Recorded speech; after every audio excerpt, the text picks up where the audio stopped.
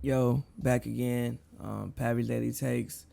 Before we start, I want to say again, Pavers Volume 2 is dropping tonight. As I said, tonight at midnight. So make sure you guys check that out and go get that. I'll put the link in the description for you guys. But yeah, make sure you guys go get that.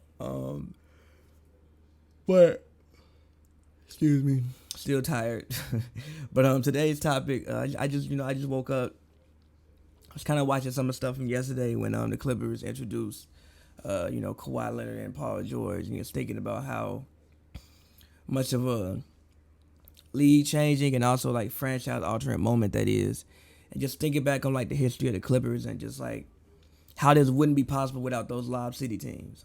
I don't know how old some other people who listen to me are, but if you're 10 years younger, like you probably actually remember the Clippers as always being a pretty decent team.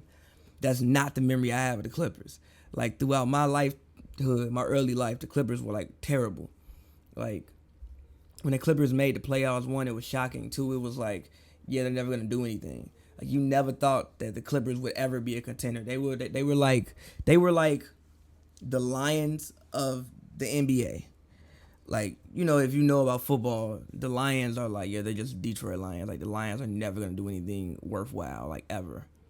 Ever. They're like the Lions of the they were like the Lions of the NBA. Like they didn't really have a culture and a history.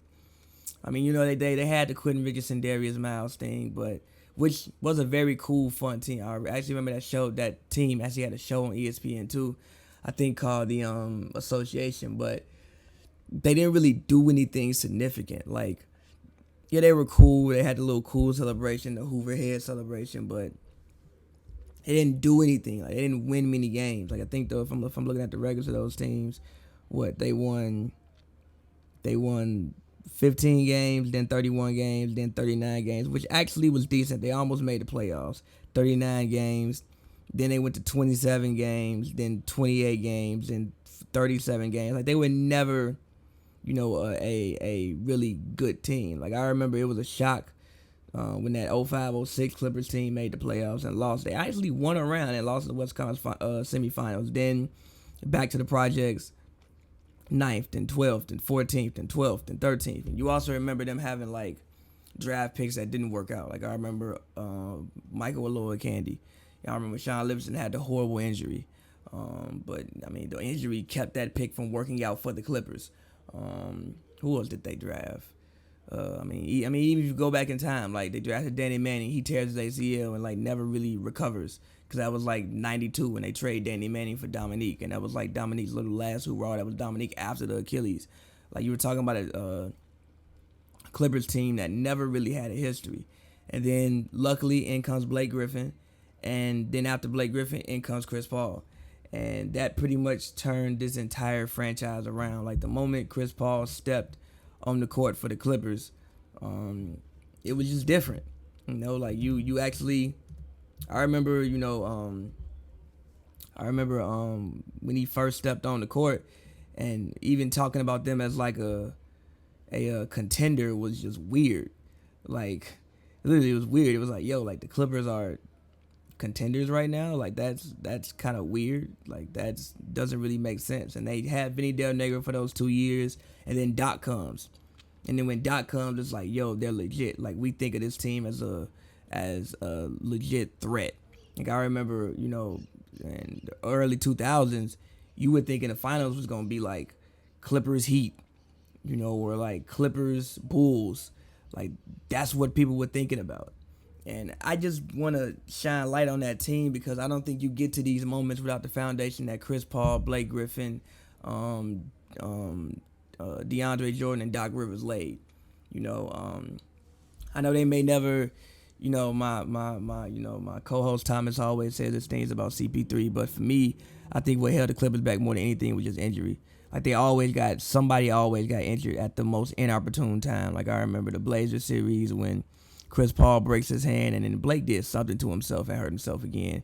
Even the first round, I think like Blake sprained his toe or some shit and couldn't play anymore. Then there was the the 3-1 year is really the only year where like I give them shit for when they lost a 3-1 lead to the Rockets. I actually thought that would have been the year that they could have got to the finals. I thought that even though the Warriors won a ring that year, I thought that they won it prematurely.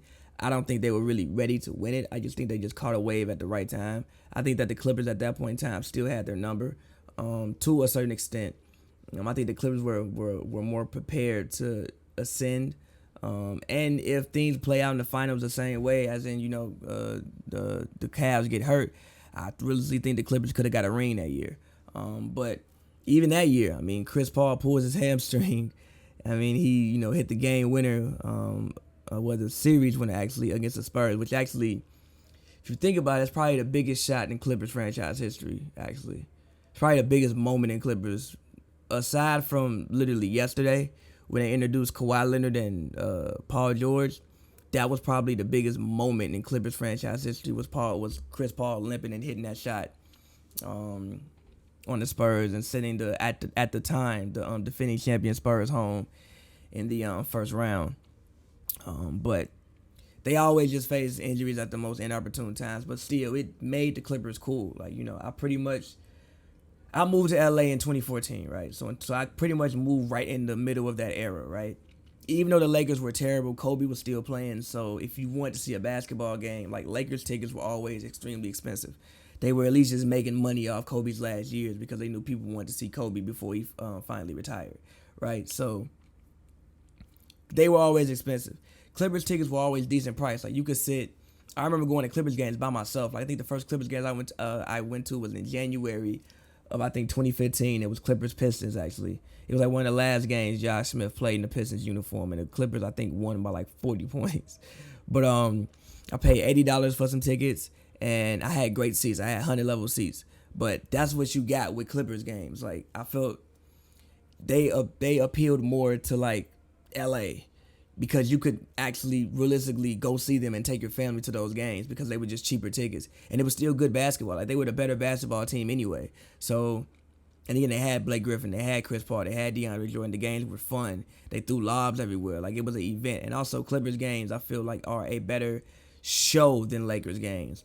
Lakers, obviously, it's the fucking Lakers.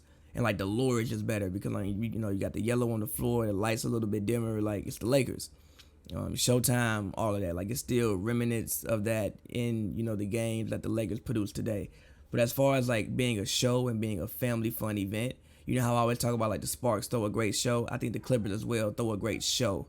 So the games are always very fun to go to. But again, all that started with Chris Paul, Blake Griffin, DeAndre Jordan, Doc Rivers, and you can't forget Steve Ballmer, because Donald Sterling was what held this franchise back for so long. And even the way, the Clippers handled the Donald Sterling situation, I thought was the classiest thing ever.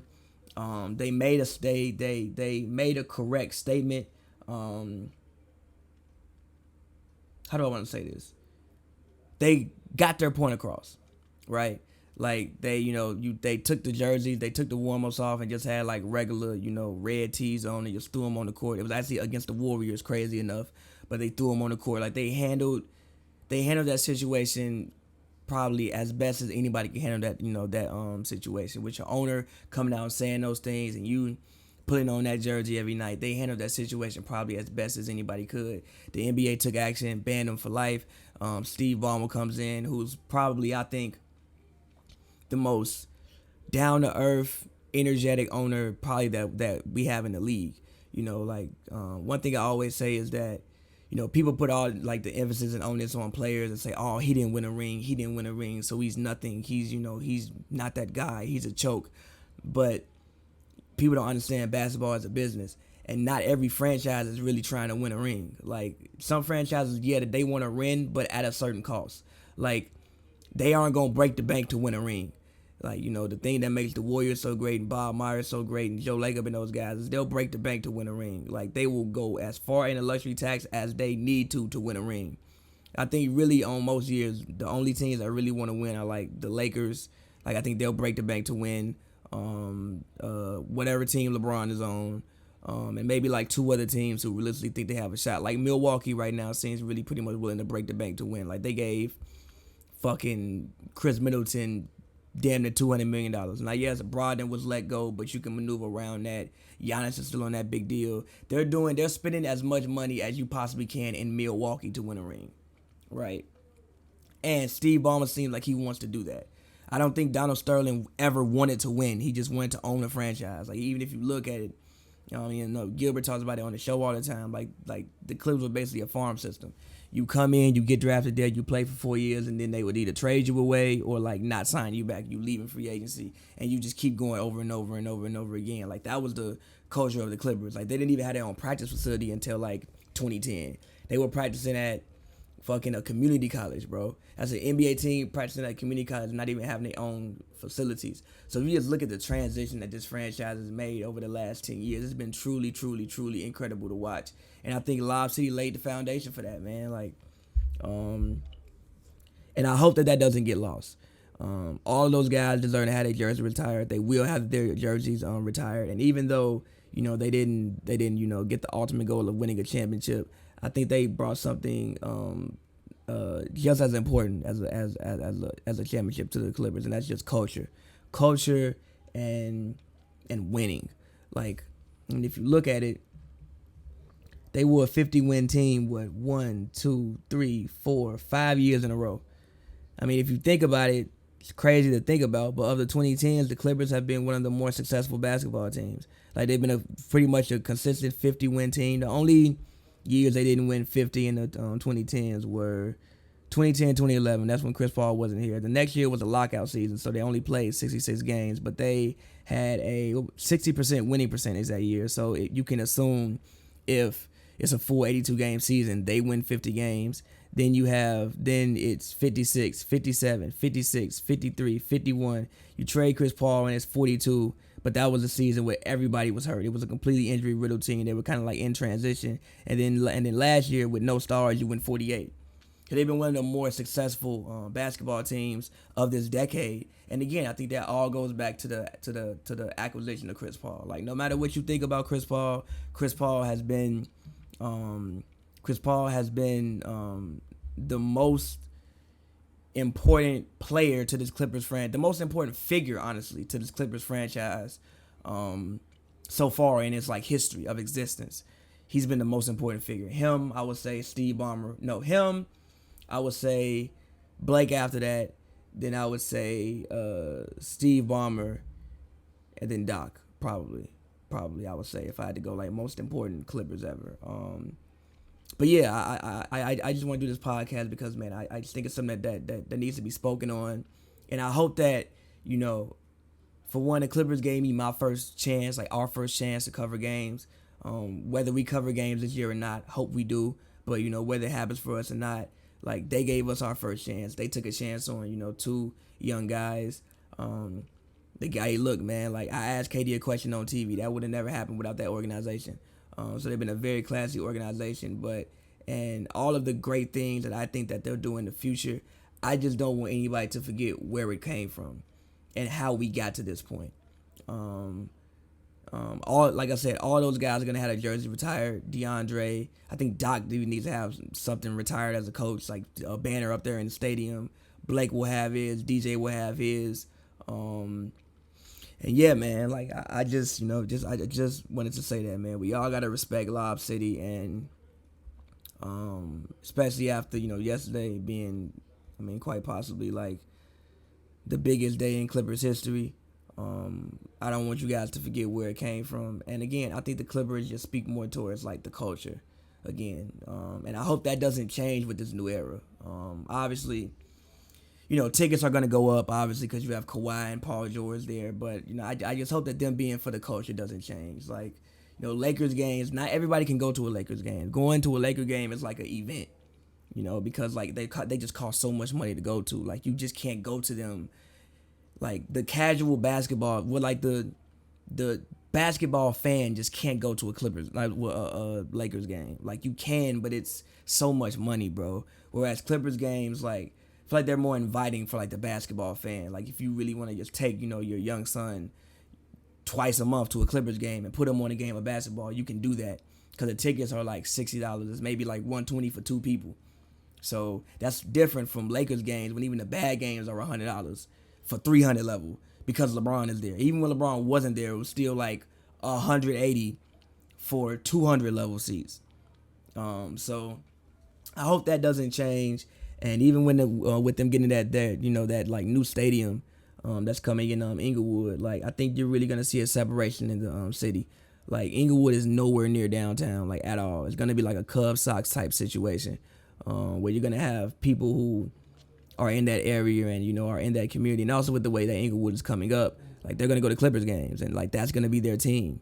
And the Lakers are gonna be downtown, and like you're gonna rock with the Lakers if you're like on that side of town or whatever. But I think the Clippers are headed for great things. It's amazing the turnaround that this franchise has made over the past decade. I don't like if you'd have told me this 15 years ago, I probably would have laughed at you. Literally, I would have laughed at you. Like, get the fuck out of here. Like the Clippers. Like, I mean, that was probably a team I would use on 2K and try to rebuild, because that's just how desolate this franchise was when I was coming up. And to see them have the success that they've had, and to see them sit in the position that they sit in now, it's crazy. And I wish nothing but great things for them.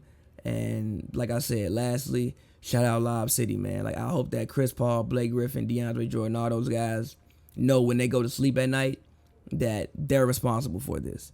Like we wouldn't be here without them. So yeah, shout out the Clippers, shout out Lob City. Make sure y'all go listen to Pavers Volume 2. And it's been Pavy's Daily Takes.